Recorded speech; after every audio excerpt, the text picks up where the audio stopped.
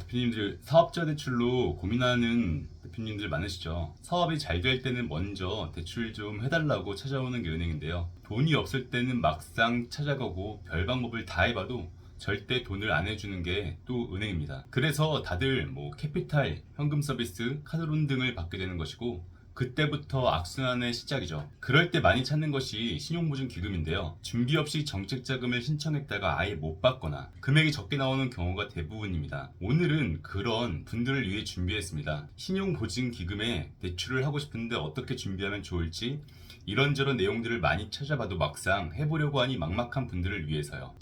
실제 경험한 기업 사례들을 알려드리고 결과는 어땠는지 알려드리겠습니다. 성공 사례 3가지, 실패 사례 3가지를 살펴보도록 하겠습니다. 자금에는 정말 답이 없다고 하지만 성공과 실패에도 다 이유는 있었습니다. 어디에서도 들을 수 없었던 신용보증기금 대출의 경험을 알려드릴게요. 한 곳은 젊은 대표가 운영하는 매출이 6억 정도 나오는 도소매 업종이었습니다. 미처분 이익 잉여금이 1,000만 원, 부채가 3억 정도 되는 곳이었는데요. 본인이 직접 해봤으나 부정적인 답을 얻고 도움을 청해왔습니다.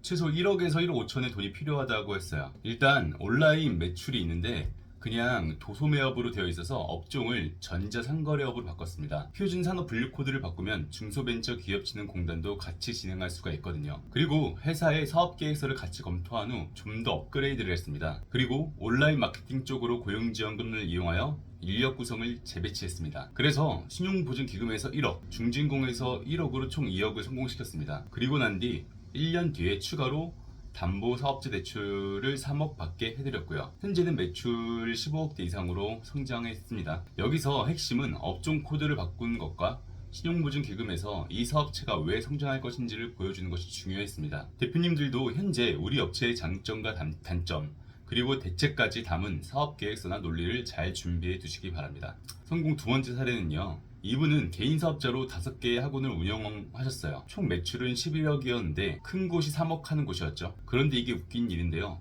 중요한 것은 개인 사업자를 신용보증기금에서 심사할 때 매출은 각각 업체로 평가하고 부채는 통합으로 평가하거든요. 게다가 이분께서 다중채무로 현금 서비스와 캐피탈이 4개나 있었습니다. 그런데 이분도 결국 1억 5천만 원의 정책자금 대출에 성공하셨어요. 일단 다중 부채 중 금액이 적은 것 2개를 갚았고 마케팅 계획과 실행, 그리고 매출 상승을 보여줘서 결국 승인이 되었죠. 무엇보다 계획과 의지를 체계적으로 보여준 것이 컸고 그 신뢰를 최근의 매출 성장으로 보여준 것도 컸습니다. 성공 3번째입니다. 길어지다 보니 좀 짧게 할 수 있는 곳을 하나 말씀드릴게요. 이분은 안양 쪽에 무척 큰 정형외과를 운영하고 계신 원장님이셨는데요.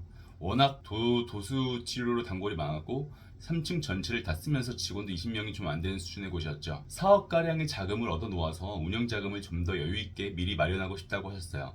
매출도 20억이 좀 넘고 부채 비율도 200% 안쪽이라 그것은 그냥 진행해서 사업을 정확히 봐주셨어요. 한 번 실사 와서도 의례적인 건 물어보고 지나갔습니다. 사실 병원은 다 구조가 비슷해서 실사 때도 크게 묻는 것 없이 지나가는 경우가 대부분이죠.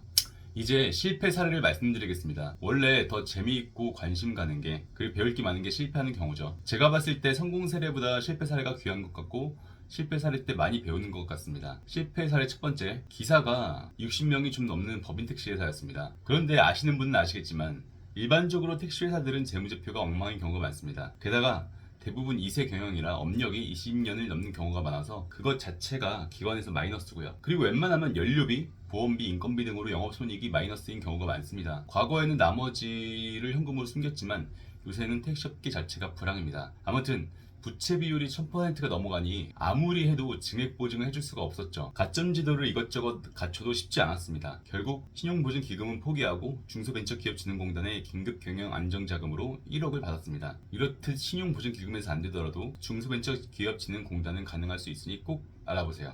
실패 사례 2번째, 창업한 지 1년이 넘은 치과였습니다. 그런데 창업하면서 3억 보증기금 융자를 받았었고 다시 신청했을 때가 창업한 지 1년 1개월 정도 됐을 때였습니다. 아직 매출이 3억 이하라서 증액보증하기에는 애매하다고 피드백이 왔습니다. 그런데 대표님이 더 빨리 운전자금이 필요하셔서 기관은 포기하고요. 은행에서 담보사업자 대출로 그냥 3억을 받았습니다. 어쩔 수 없이요. 실패 3번째, 매출 23억 되는 피부과였습니다.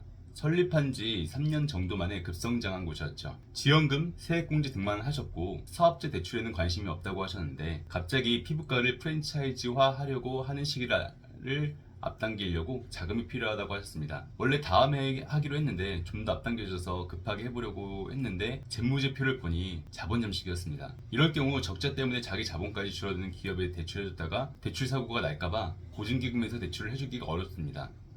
자본금이 마이너스 7억에 육박하니 아무리 캐시카우가 좋다는 것과 매출 상승이 높다는 것을 기관에서 인정하더라도 도저히 자금 풀기가 힘들다고 하여 못 풀었습니다. 오늘은 신용보증기금 대출의 실제 사례들을 한번 다뤄봤습니다. 사실 기업에서 사업체 대출을 잘 받기 위해서는 책임 경영심사에 저촉되지 않게 하면서 재무적, 비재무적 요소에 대한 가점을 최대한 준비해놓고 단순히 세금 절약을 위한 재무제표가 아닌 원활한 자금 형성을 위한 재무제표 준비를 해놓으면 됩니다. 실제로 진행하다 보면 위에서 해당하는 것 중 미리 준비할 수 있는 것들을 못 챙겨서 못 받는 경우가 최소 50에서 60% 정도는 됩니다. 성공뿐만 아니라 실패한 경험까지도 나눠드렸으니 이 내용을 잘 보고 준비하셔서 올해 남은 자금과 이제 내년에 많이 편성될 자금 때 잘 이용하시기 바랍니다. 마지막으로 기업을 위해 대출도 중요하지만 그건 루틴하게 하는 업무에 들어갑니다. 그 외에도 고용지원금 세팅, 세액공제를 위한 계약서 세팅과 실행, 시설 자금을 통한 회사의 부동산 자산 마련 등 기업에 중요한 것들이 너무 많습니다. 근데 제가